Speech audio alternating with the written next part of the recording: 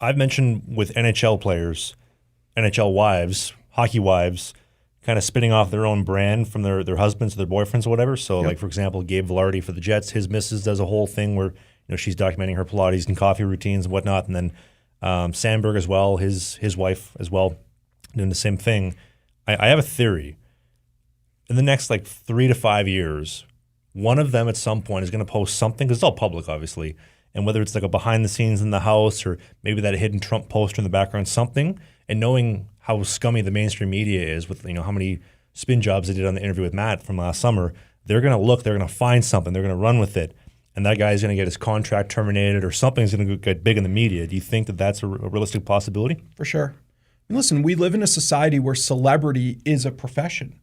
And so, if you're someone who was an unknown and the only reason you're known is because of who you are married to or who you're dating, that's ripe for problems, financial problems, celebrity problems. And so I certainly think that's a possibility. Well, I find it fascinating because we've had literally the situation on this podcast where we've had a current NHL player under current contract with a team and have the rug pulled out from underneath us right before the interview happens. It's happened a few times. Mm-hmm. And whenever we reach out to the team says, we only allow players to do podcasts that are inside of the network, whether it be Sportsnet, TSN, ESPN, like the ones that the NHL deals with. So I'm curious, at what point is the league, any league, going to step in and say, your significant other can't have that social media page? I mean, it's hard because what relationship does that spouse have with the league?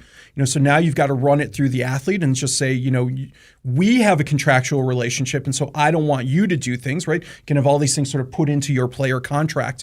But what is the contractual relationship with the league or the team and that spouse?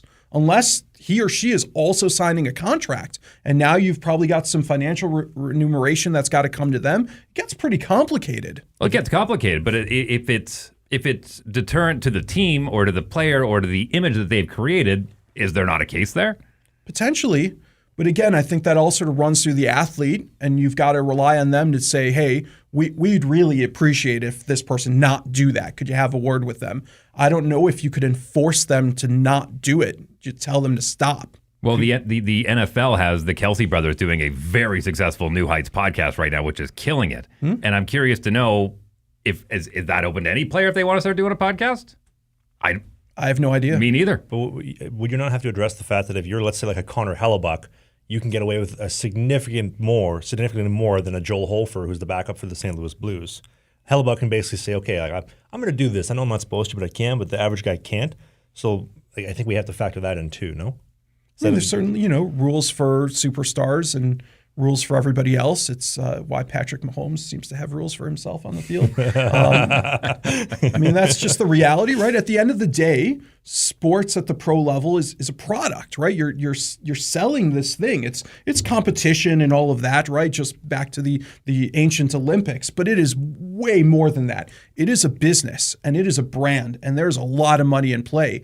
And if you lose sight of that, you're losing sight of the whole picture. We do a hockey podcast called Sling the Biscuit every single Sunday. The clips, the bite-sized chunks are right here. Only the hits, the full-length show, which you don't want to miss, is right here. That's Dave. I'm Travis. We'll see you soon.